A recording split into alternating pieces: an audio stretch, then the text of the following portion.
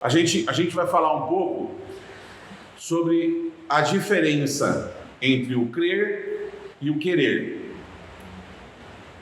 São duas coisas completamente opostas, duas coisas que não têm absolutamente nada a ver com a outra, e nós acreditamos muitas vezes que o meu querer é o crer. Eu creio que Deus vai fazer coisas maravilhosas na minha vida. Eu quero que Deus faça coisas maravilhosas na minha vida. Porque se eu creio, eu entrego a minha vida, eu confio que as coisas que vão suceder, que as coisas que vão acontecer, são as melhores coisas para mim. É a vontade divina na minha vida. Quando Jesus está trazendo a questão da fé para todos nós, quando ele aplica esse exemplo, o próprio Evangelho está dizendo, olha, ele está falando de uma questão moral. Ele não está falando verdadeiramente que você, com o tamanho de fé que você tiver, você pode olhar para uma montanha e falar, montanha, sai dali e vai para lá. Isso não é possível. Mas muitas são as montanhas, os obstáculos que nós temos na nossa vida, na nossa forma de viver, na nossa forma de conduzir as coisas. E muitas vezes essas montanhas estão lá porque nós colocamos, ou de forma consciente, ou de forma inconsciente. Na grande maioria das vezes, inconsciente. Conscientemente, você não escolhe passar por provações aqui, né? Você escolheu passar por provações lá antes de vir, no teu planejamento existencial. Você se preparou para tudo isso. A gente já vai falar um pouquinho disso. Mas aqui, tudo isso acontece de forma inconsciente. E essa fé que nós precisamos desenvolver em nós, essa confiança que nós precisamos desenvolver em nós, é algo que precisa ser trabalhado. Eu quero ter fé. Não é uma situação que eu posso levantar a mão para o céu e falar assim, ah, Jesus, ah, Deus, me dá a fé.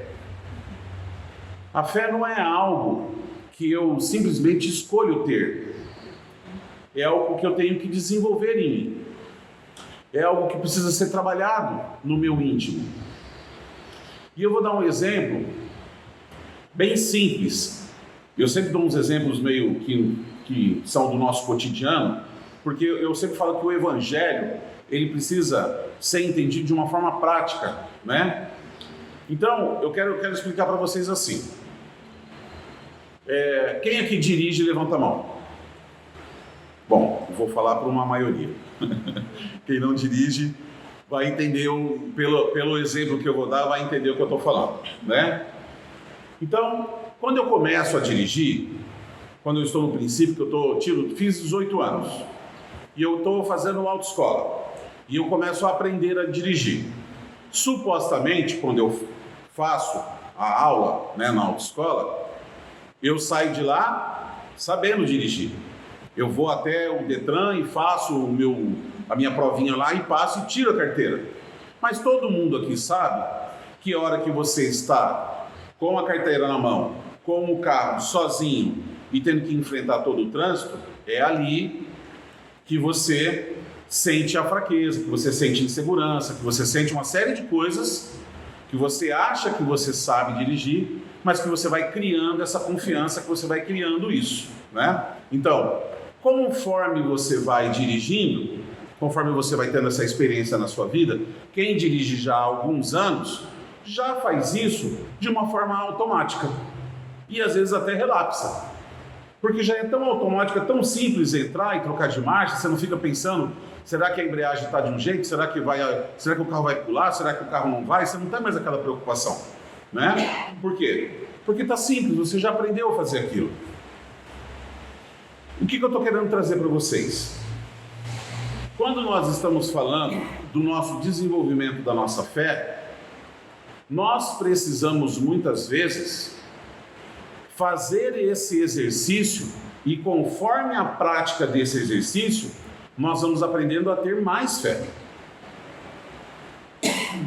Eu vou vivenciar coisas na minha vida que muitas vezes eu posso começar questionando Deus.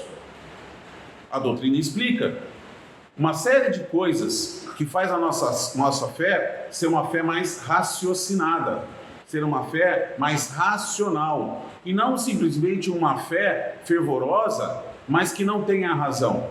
Porque essa fé fervorosa, por mais que ela seja fervorosa, se em algum momento ela conflitar com aquilo que eu acredito, com a minha inteligência, com o meu questionamento, eu posso colocar isso à prova. Quando eu olho para essa fé raciocinada dentro da doutrina, eu entendo que Deus quis e por que Ele quis. Eu entendo que o que está acontecendo na minha vida é necessário. Entra, por exemplo, a palavra resignação, né? Eu já expliquei algumas vezes, resignação é eu estar passando por alguma coisa e ter um entendimento que aquilo é tão necessário que se eu pudesse mudar, eu não mudaria. Está me incomodando, está doendo, está difícil, mas aquilo é para minha evolução, aquilo é para o meu aprendizado. Isso só é possível com uma fé raciocinada. Se é simplesmente uma fé fervorosa, daqui a pouco eu posso olhar e falar assim, ok, dessa vez estou apanhando, daqui a pouco estou apanhando de novo, daqui a pouco estou apanhando de novo, daqui a pouco eu olho para cima e falo assim, Deus, mas só comigo? Meu vizinho da esquerda está feliz, meu vizinho da direita está feliz, e só eu que estou apanhando da vida? Tem alguma coisa que está errada, né? E não tem nada errado. Quando nós fazemos o desenvolvimento dessa fé raciocinada, eu vou aprendendo a viver, vou ter fé nos momentos felizes e vou ter fé nos momentos difíceis. Como é que isso vai acontecer? Isso acontece, primeiro, por uma ligação minha com Deus. Então, primeiro, eu tenho que ter uma relação íntima com Deus, eu tenho que ter o meu momento com Deus, e esse momento ele não pode ser só quando eu preciso. Essa fé ela vai se estabelecer a partir de um relacionamento com Deus. Eu preciso ter esse momento com Ele diariamente. Eu preciso conversar com Deus diariamente. Eu preciso ter esse tempo com Ele diariamente. E nesse recurso de ter esse momento com Deus, muitas vezes eu vou parar e vou olhar para cima e vou falar assim, puxa, hoje eu não sei o que eu falo com Deus. Aí eu tenho um recurso. Qual é o recurso? O Evangelho. O Evangelho, ele nos ajuda, ele faz essa conciliação, ele estabelece essa conexão nossa. A gente lendo o Evangelho, abrindo ao acaso ou seguindo ele, a gente fazendo o Evangelho, a gente aprende a avaliar coisas que nós vivenciamos do ponto de vista das coisas de Deus. Então, às vezes, no primeiro momento, eu questiono, mas aí eu vou estudar. E eu continuo vivenciando coisas boas e coisas difíceis. E continuo estudando. Continuo me conectando com Deus. Continuo me relacionando com Ele. E devagar eu vou aprendendo a ter essa fé. Não essa fé que é o querer que Deus faça as coisas da minha vida. É ter a certeza de que existe uma lei soberana no universo, que é a lei de causa e efeito, de meritocracia. Então, eu tenho que fazer por merecer, para poder receber, mas isso também está na lei de justiça de Deus. Está conciliada na lei de justiça de Deus. Então, muitas vezes eu preciso ver se eu estou recebendo ou se eu não estou recebendo por uma questão de justiça divina. Porque esse meu Deus é um Deus que me ama incondicionalmente. Mas Ele não é só isso. Porque se Deus fosse só um Deus de amor que ama cada um de nós incondicionalmente, isso aqui estava uma grande bagunça. Isso aqui estava completamente fora de ordem. E se existe uma ordem no universo, essa ordem só é estabelecida pela questão da justiça divina, pelas leis divinas. Quando eu vou aprendendo tudo isso, eu começo a olhar para as coisas que eu estou vivendo como algo necessário. E, gente, isso muda tudo. Porque se eu estiver passando por um momento feliz, tudo bem. Ninguém questiona o momento feliz. Quem questiona o momento feliz? Levanta a mão. Ninguém. Momento feliz todo mundo quer aproveitar. Mas os momentos difíceis, os momentos desafiadores, a gente questiona. Por que eu estou passando por aquilo? E quando eu mudo o olhar, que não é o porquê, mas para que eu estou passando, o que eu tenho que aprender com isso que eu estou vivendo? Eu começo a ter um olhar mais afinizado com aquela fé que o texto está falando. Quando Jesus fala da fé do tamanho de uma mostarda que moveria as montanhas, ele está dizendo para nós o seguinte: quando nós começarmos a estabelecer a fé é como se fosse uma fé fermentada dentro de nós. Nós precisamos, em algum momento, construir esse grãozinho de mostarda dentro de nós. E a partir disso, ela começa a crescer. Ela se expande dentro de nós. Porque você não vai mais perder conexão com Deus. Você não vai mais deixar de prestar atenção nas coisas de Deus na sua vida. Você vai começar a fazer escolhas na sua vida que tem mais a ver com as coisas de Deus do que com as coisas do mundo. Naturalmente, por mérito, né, pelas escolhas que nós vamos aprendendo a fazer, isso vai refletir no meu viver, nas consequências, nas reações sobre a minha vida. A partir disso, eu começo a olhar com mais sobriedade. Eu começo a olhar com mais maturidade para os meus problemas. Eu não sei se vocês têm essa impressão, mas é assim. Quando a gente está vivendo os nossos momentos bons, os nossos momentos felizes da nossa vida, a gente tem o nosso comportamento normal, né? Quando a gente começa a vivenciar momentos difíceis, a gente tem um comportamento infantilizado, fragilizado. A gente quer colo, a gente quer se encolher, a gente quer falar baixinho, a gente quer se colocar na situação de crianças, porque somos crianças espirituais, mas a gente quer se colocar menor. E, gente, nós só estamos aqui encarnados nessa existência porque nós temos a plena capacidade de passar por todas as coisas que nós vamos passar aqui. Antes de vir para esse mundo, antes de vir para cá, nós fizemos um planejamento existencial. Acredite ou não, nós escolhemos as pessoas que estão ao nosso redor. As pessoas que fazem parte da nossa família, as pessoas que estão junto com a gente. A gente escolheu, a gente estudou junto, a gente planejou vir para cá, a gente escolheu o que a gente tinha condições de vivenciar, o que a gente estava preparado.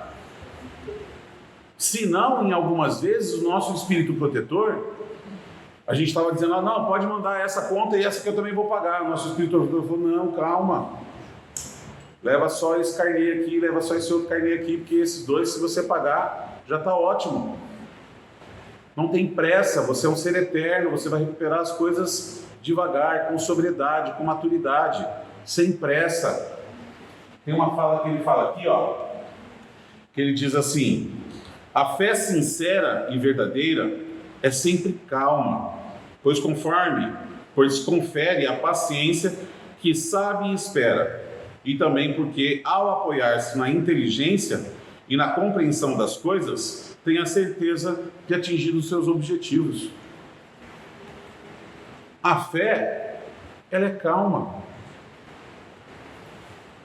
Eu não vou estar eufórico, eu não vou estar numa fé que eu acho que tem que mover o mundo para atender as coisas que eu quero que atenda, porque esse Deus tem que me atender nas minhas vontades, fazer os meus desejos. Não funciona assim. Não é dessa forma. Só que para eu entender isso, eu tenho que ter maturidade, eu tenho que olhar para a minha vida como adulto e não como criança. Eu não tenho que me fragilizar nos meus momentos de dificuldade, eu tenho que olhar para a dificuldade que eu estou vivendo, olhar ela nos olhos e falar o seguinte: por que eu estou vivendo isso? O que eu tenho que aprender com isso que eu estou vivendo? Qual o ensinamento que eu tenho que ter? A partir do momento que eu entendo, eu pego essa montanha e tiro ela da minha vida. Isso é o mover, é o transportar montanhas. E vejam quantas são as montanhas que ele fala aqui no nosso Evangelho. Ele fala assim, ó: as montanhas são as dificuldades, as resistências, a má vontade dos homens, mesmo quando está tudo correndo bem, os preconceitos, o interesse material, o egoísmo, a cegueira do fanatismo, as paixões orgulhosas. É um monte de comportamento moral. E por que esses comportamentos todos se transformam em grandes montanhas na nossa vida? Porque são comportamentos que nós não deveríamos ter. São comportamentos que o Evangelho vem provocar a gente, convidar a gente para mudar, para a gente fazer a reforma íntima, a gente transformar isso na nossa forma de conduzir as coisas. Por quê? Porque tudo aquilo que eu faço tem consequências para mim mesmo. Plantio e colheita, causa e efeito. A partir do momento que eu começo a olhar para cada uma dessas montanhas e começo a tirar elas da minha vida, e como que é possível tirar essas? Veja que ele fala, não se trata de mudanças materiais, se trata de uma mudança moral. O Evangelho fala isso para nós. Por quê? Porque, gente, a partir do momento que eu olho para cada uma dessas coisas com sobriedade, não adianta eu querer sair daqui hoje e falar assim, não, então eu fui lá na segunda-feira, assisti a palestra do Ricardo e eu resolvi, eu vou mudar tudo na minha vida. Não vai. Ninguém consegue fazer isso. Mas eu consigo mudar pequenas coisas. Eu consigo olhar para cada uma das coisas e consigo começar a atuar sobre ela. Há alguns dias atrás, eu falei sobre o exemplo de pessoas que às vezes falam assim, parece que eu sou amaldiçoado. Nada dá certo para mim, né? Teve uma das segundas aqui que eu falei isso. Começa a mudar isso. Para de se amaldiçoar. Para de achar que você não merece. Comece a achar que você merece. Comece a fazer por merecer. Comece a transformar a sua forma de fazer as coisas. Isso vai ter consequências. Né? Começa a mudar a forma de se relacionar. Eu tenho um problema muito sério de relacionamento com os meus pais, eu não recebo o amor deles, eu não tenho a relação que eu gostaria de ter, eu gostaria que eles fossem mais atenciosos comigo e tal. E como que é a tua relação com eles? Mas eles são os pais, eles que têm que demonstrar amor por mim. E a gente vai ficar nessa briga, nesse orgulho, nessa vaidade de quem é que tem que fazer o quê? E eu vou deixar de ter a oportunidade de amar, eu vou deixar de ter a oportunidade de olhar nos olhos e dizer o quanto que ele é importante, o quanto que ela é importante na minha vida, o quanto que eu gostaria de ter uma relação mais próxima, o quanto que eu gostaria de ter um momento de afago com ele ou com ela. Eu vou deixar de dizer isso, eu vou deixar não cobrando, mas já afagando o cabelinho branco, já cuidando, já dando amor, já... Entende? Isso é mudança. Então, quantas são as montanhas que estão na nossa vida? A montanha de não acreditar que a vida que eu estou tendo é a vida que eu mereço. Mas eu gostaria de ter uma vida muito diferente da que eu tenho.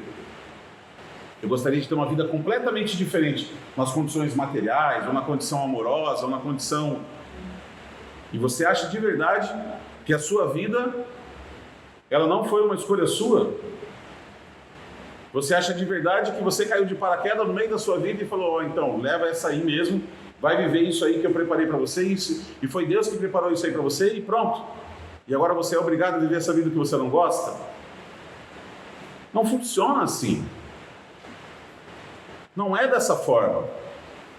Então, essa crença limitante é uma montanha na minha vida. E eu preciso mover isso. Como é que eu vou mover isso? De novo, através da minha fé, desenvolvendo esse crer aqui dentro, através de uma relação íntima com Deus, eu começo a mudar o meu olhar sobre as coisas da vida. Quer ver um exemplo que eu sempre falo? Eu sempre falo o seguinte: Vocês já me ouviram falar isso aqui inúmeras vezes. Eu desafio qualquer pessoa daqui que está aqui hoje a estudar esse livro, que é o Evangelho, tá? Entrar por essa capa da frente aqui, no sentido figurado, entrar pela essa capa da frente, estudar esse livro detalhadamente, cada uma das lições até o final. Uma lição por dia, até o final. E eu duvido você sair da última página a mesma pessoa. Eu desafio qualquer pessoa a fazer isso. Se você falar assim, pegar o livro da mão e falar assim, eu vou sair a mesma pessoa só para desbancar o Ricardo. Eu desafio, pode ir lá, tenta. Você não vai conseguir. Por que não vai conseguir? Porque isso aqui vai transformar a sua forma de ver as coisas. Eu conheço pessoas que começaram a frequentar a doutrina e aí começaram a fazer o Evangelho no lar, e aí começaram a estudar o Evangelho, começaram a frequentar e assistir palestras e tomar passe e tudo mais. E tinham coisas da vida dessa pessoa que incomodavam demais essa pessoa.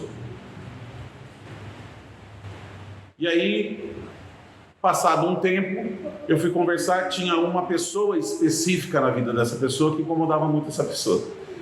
E aí, passado um tempo, a gente conversando, eu falei assim, e como é que está a tua relação com aquela pessoa? Nossa, você não acredita, melhorou demais. Aquela pessoa está sensacional. Aquela pessoa isso, aquela pessoa aquilo, aquela pessoa aquele outro. Mudou completamente a forma de se relacionar. Será que a pessoa mudou? Ou será que foi ela que mudou? Pode ter sido, não estou tirando o mérito da pessoa. Pode ter sido. Mas será que o que ela estava dando e recebendo não era algo amargo? E ela passou a dar alguma coisa diferente para essa pessoa? A partir do que ela fez isso? A partir da fé. A partir da construção de um entender, de um crer, a partir de uma relação das coisas de Deus, de querer olhar para as coisas da sua vida de um jeito diferente. E isso é simples, gente? Lógico que não. Por quê? Porque nós adoramos uma coisa chamada zona de conforto. Tá ruim do jeito que tá, mas eu estou acostumado a viver nessa vida de porcaria que eu tenho mesmo, então vamos assim. É muito mais difícil mudar. Sabe por quê? Porque, na grande maioria das vezes, quando nós olhamos para as montanhas, nós olhamos para qual montanha? Para a montanha da vida dos outros. Ah, porque aquela minha irmã tem uma montanha gigante, que é o orgulho dela. Ah, aquela minha outra irmã tem um orgulho, tem uma vaidade gigante, que é a montanha dela. Ah, aquele meu irmão tem não sei o quê, sabe? Então, é muito mais fácil eu observar as montanhas que têm que ser transportadas na vida das outras pessoas. Só que, infelizmente, isso não dá certo. Porque ninguém aqui vai transformar ninguém. Ninguém tem essa capacidade. Eu sempre dou o exemplo do próprio Cristo. Gente, vamos lá. O Cristo veio, ele escolheu 12 apóstolos, ele não escreveu nada, ele pregou, ele falou, ele deu exemplo, ele viveu, ele exemplificou o que era o evangelho dele, ok? E os apóstolos se transformaram todos em santos, em anjos? Isso não aconteceu. Um entregou ele, o outro renegou 3 vezes. Todos fugiram. Por que a transformação não foi imediata? Porque não é imediata. Se o próprio Cristo não conseguiu transformar de imediato as 12 pessoas que conviveram intimamente com ele, eu acho que eu vou transformar a vida de alguém porque eu acho que você tem que ser diferente? Então não tem nada a ver com a montanha do outro. Tem a ver com as minhas montanhas. Essa fé que transporta as minhas montanhas. As minhas dificuldades. E não são as dificuldades que batem na minha porta. São as dificuldades que existem dentro de mim. Que precisam ser transformadas. Não é de graça que no final da oração do Pai Nosso, e eu fiz questão de fazer a oração hoje no começo do nosso encontro, porque no final a gente fala, e livra-nos do mal. todo mundo acha que quando nós estamos falando livra-nos do mal, nós estamos pedindo para Jesus: ah, Jesus, tira todo o mal que há no meu caminho. Isso é justiça? Escuta, se você plantou o mal, o que você tem que colher? Se você não tem o mérito de colher coisas boas, o que você vai colher? E aí eu vou pedir para Jesus: ah, Jesus, rompe com toda a lei de justiça que existe no universo e me agrada, me contempla na minha vontade, no meu querer e não no meu crer. Está errado?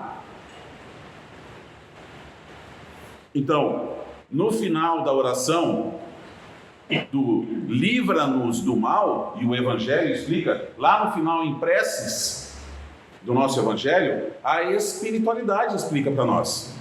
O que Jesus estava querendo dizer? Ele estava querendo dizer assim: livra-nos do mal que há em nós, me livra do mal que há em mim, do mal que eu faço para os outros, porque o mal que eu faço é o mal que retorna para a minha vida, lei de causa e efeito. Se eu não fizer mais o mal, se eu não sentir mais o mal, se eu não desejar mais o mal, se eu não for egoísta, orgulhoso, se eu não tiver essas chagas dentro do meu espírito, isso não vai voltar mais como castigo na minha vida. Lei de ação e reação, causa e efeito. Ok? Então, não se trata de uma questão de mudança dos outros, não se trata de uma questão de pedir para Deus me transformar. Não se trata de nada disso. Não se trata de nada disso. Se trata do quê? De uma escolha diária de existir consciente. Crer é diferente de querer. Eu quero muitas coisas maravilhosas na minha vida. E eu creio que Deus vai me dar aquilo que for de justiça, aquilo que for o meu mérito, aquilo que eu fizer por merecer, aquilo que eu tiver plantado, eu vou colher. E se por um acaso eu tiver feito escolhas ruins, inevitavelmente elas vão me alcançar no presente. E quando elas me alcançarem, eu tenho que ter sobriedade e tenho que ter a mesma fé de entender que isso é necessário, que o que eu estou passando é preciso. Esse olhar maduro vai inclusive diminuir o tamanho do meu problema. Tem uma frase que diz que o tamanho da gente é o problema da gente é do tamanho que a gente dá para ele. O problema da gente é do tamanho que a gente dá para ele. E nenhum problema é pequeno demais. E nenhum é grande demais. Porque às vezes você vai olhar para uma pessoa que tem um problema simples e que está fazendo um alvoroço sobre aquela situação dela, e você vai falar assim: mas meu Deus, uma coisa tão simples, por que ela está sofrendo daquele jeito? Porque o sofrimento é legítimo. Ninguém tem condições de julgar que aquilo é pouco ou é muito. Sofrimento é sofrimento. E para a pessoa que transforma um sofrimento mínimo numa coisa gigante, ela está construindo uma montanha de sofrimento na vida dela. E isso não é simples de ser resolvido. Por quê? Porque você está olhando com o teu olhar, com as suas vivências, com a sua experiência, com a sua cultura, com a sua religião, com o seu pai, com a sua mãe que você teve, com a educação que você teve, com tudo que você teve.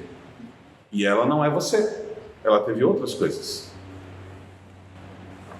Que tamanho que é aquilo para ela? Você não tem como dimensionar. Por isso que o problema do outro, a montanha do outro, é tão difícil de ser trabalhada.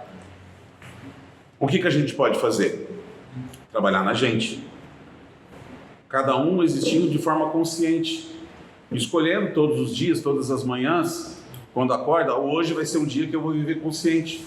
Eu vou prestar atenção nas minhas montanhas. E, gente, a gente faz isso sem perceber. Converse com as pessoas à sua volta. Chega para um grande amigo, uma grande amiga, se você tiver verdadeiramente com o teu coração aberto para ouvir, e pergunta: amigo, eu reclamo demais? Amigo, eu sou muito bravo, eu sou muito transigente? Amigo, eu sou muito comédia, eu tiro sarro de tudo, você acha que tem hora que eu tenho que ser mais sério? Amigo, sabe? Vai ouvir. Você acha que eu sou muito vaidoso? Você acha que eu sou muito... Vai ouvir.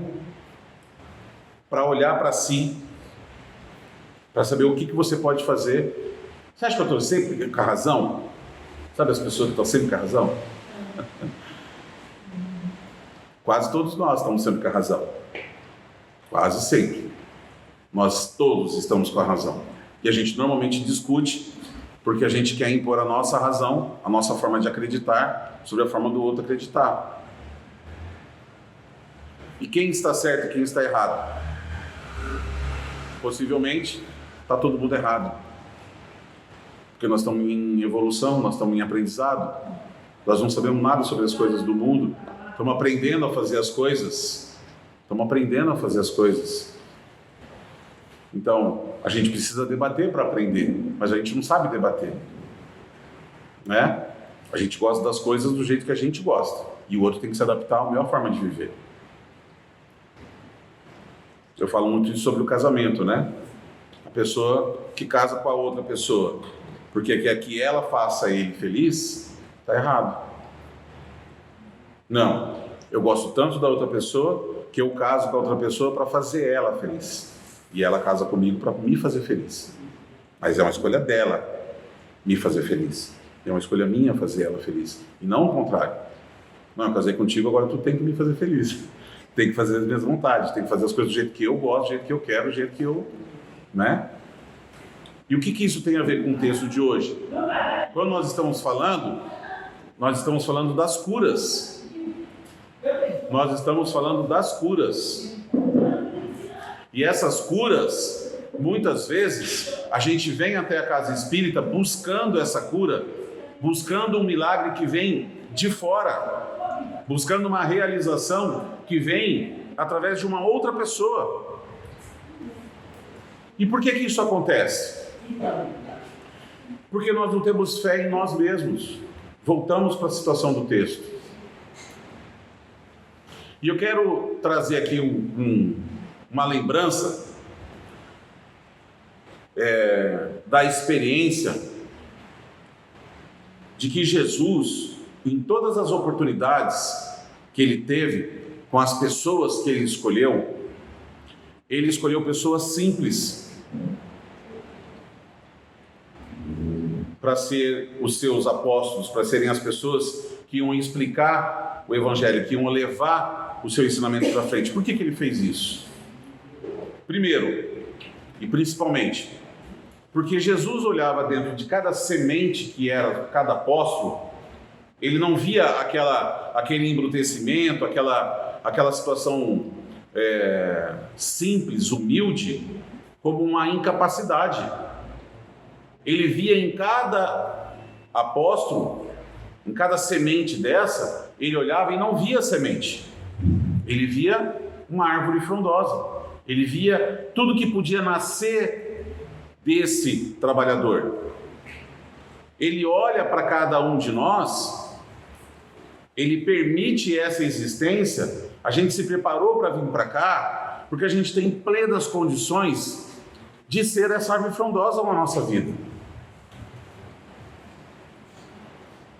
Nós não somos sementes. Nós somos muito mais do que isso. Tem muito mais dentro da gente. E a gente muitas vezes está buscando fora o que está dentro. A gente está buscando, através dessa fé, entrar dentro de uma casa espírita e conversar com alguém que trabalha no centro espírita, ser atendido e resolver o problema da minha vida. Eu faço isso no culto, eu faço isso na igreja católica, vou conversar com o padre, entende? Eu estou buscando fora. E a hora que eu parar, a hora que eu me conectar, a hora que eu trouxer Deus para a minha vida, entendendo que a entrada de Deus na minha vida vai mudar algumas coisas, tem coisas que não se conciliam com a presença de Deus na minha vida, então eu tenho que estar disposto a essas transformações, a essas mudanças, né? A partir do momento que isso acontecer, essa fé se estabelece. E eu não preciso mais que os outros venham tentar transportar as minhas montanhas. Eu vou começar a lidar com as minhas coisas da minha vida. Encarar isso de frente. E passar pelas coisas que eu tiver que passar. Gente, ninguém está livre de passar por dificuldade. e ninguém está livre de passar por alegrias. Eu sempre faço um exercício e peço para as pessoas assim, né? Se você tiver que elencar, dá uma olhada para a tua vida, para um pouquinho, pensa um pouquinho, olha para trás, dá uma olhada na tua vida. Vamos definir como problemas graves. Defina o que você quiser como problema grave. Probleminhas todo mundo tem, não é? Não estou falando de probleminhas, estou falando de problemas sérios. Quantos problemas sérios você teve na sua vida? Vocês conseguem encher as duas mãos, olhando para trás da sua vida? Você consegue encher as duas mãos? Você teve 10 problemas graves na sua vida?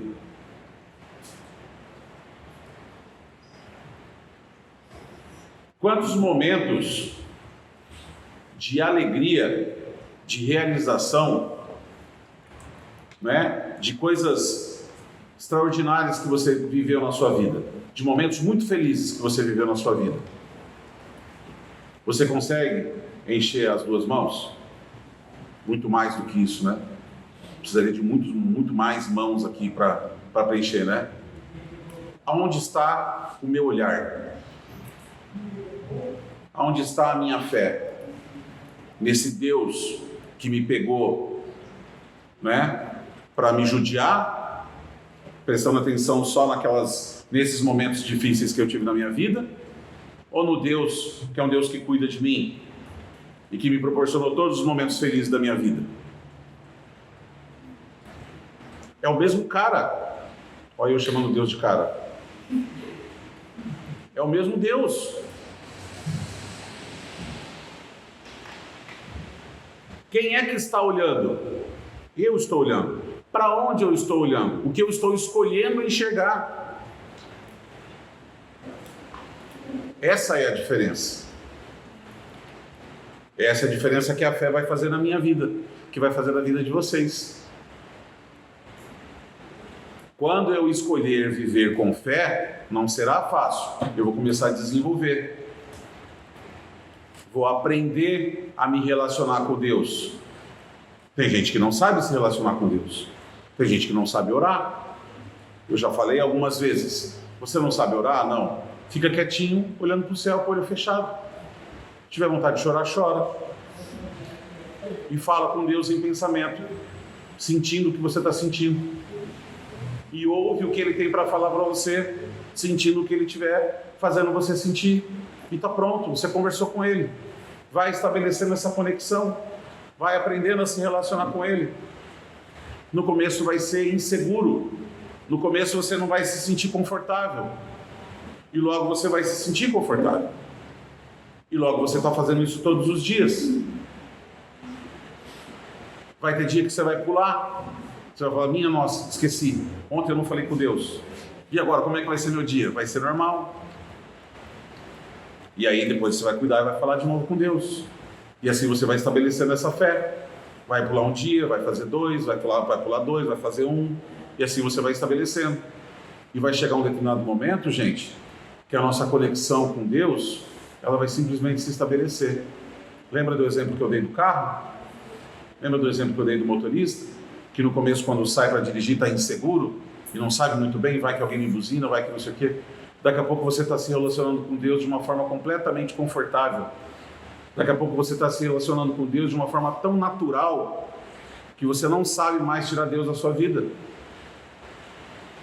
E isso vai fazer de você, com certeza absoluta, uma pessoa muito mais feliz. Uma pessoa que tem muito mais entendimento das coisas de Deus. Uma pessoa que tem muito mais entendimento sobre as montanhas da sua vida, que você vai conseguir trabalhar elas, que você vai, através dessa sua fé, dessa sua relação, você vai conseguir transportar cada uma delas. E é isso, essa é a proposta dessa relação que Jesus vem apresentar para nós, de um Deus que é Pai. É uma mudança drástica. Até então nós tínhamos um Deus punitivo.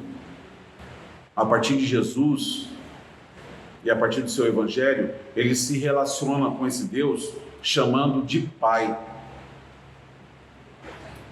que é para aproximar. Antes a gente precisava de outras pessoas para falar com Deus pela gente. A gente quase que não era autorizado a falar com Deus. E durante muito tempo, a história da humanidade mostra que isso permaneceu assim. Hoje não. Há algum tempo atrás, para cá, a gente começou a estabelecer essa conexão. Cada um pode se relacionar sim. Não tem problema nenhum, você tem que se relacionar com Deus. E isso vai fazer toda a diferença na sua vida. Por quê? Porque qualquer coisa que você tenha que viver, se você tiver que viver um momento muito difícil na sua vida, com Deus vai ser melhor. E se você tiver que viver um momento muito feliz na sua vida, com Deus também vai ser melhor. Vai te dar mais tranquilidade para você poder passar sem euforia. Porque a nossa vida é cíclica. Você passa por momentos difíceis, você passa por momentos felizes. E conforme a gente viu aqui, os momentos felizes são um número muito maior. E a gente tem que prestar mais atenção neles. Os momentos difíceis vão passar. Quando passar, nós vamos olhar para trás depois de um tempo. É que assim, enquanto você está no processo, você não consegue olhar no meio do furacão, tudo girando, né? Eu brinco de dizer vaca voando, cavalo voando, carro voando, casa voando, árvore voando, você no meio daquela confusão toda, você não consegue olhar para aquilo e falar assim, não vai dar certo, né? Você fala, meu Deus, não vai dar certo. Quando passa o furacão, quando termina o processo e você olha para trás, muitas vezes olha para os problemas que você já viveram. Você olha para trás e você fala assim, durante o problema parecia que ele era muito maior, mas depois que ele passou, olhando para trás, não foi tanto assim. Por quê? Porque você aprendeu com ele. Ele te fez crescer, te fez evoluir, te fez entender melhor as coisas. E essa é a grande pedagogia divina. É para isso que a gente está aqui, para passar pelas nossas provas, para passar pelas nossas expiações, para que o nosso espírito aprenda. O objetivo maior do nosso aprendizado é o aprendizado do Espírito. Porque nós não somos daqui, não permaneceremos aqui. E a gente só vai levar daqui aquilo que a gente aprender. O nosso conhecimento, a nossa evolução moral e a nossa capacidade de amar. É só isso, o resto tudo fica. Todo o resto fica.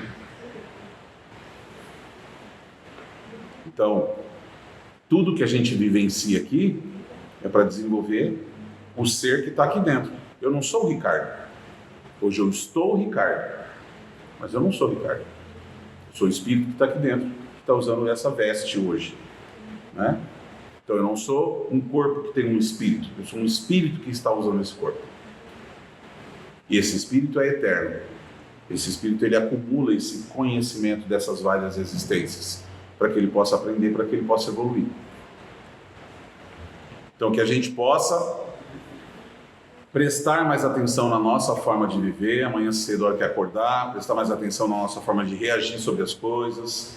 Quando as pessoas falam assim, nossa, mas você é sempre desse jeito, nossa, mas você fala sempre assim, eu posso olhar para isso e falar assim, opa, não quero mais ser assim, eu vou mudar isso. Mas não é para brigar com a pessoa e falar assim, não, eu não sou assim, não. Eu não serei mais assim, não serei mais reconhecido por essa atitude, se é uma atitude que você não gosta. E vou começar a atuar sobre essas pequenas montanhas. Vou começar a atuar por essas pequenas coisas, me relacionando com Deus e observando as coisas que eu preciso mudar em mim. Amém? Amém.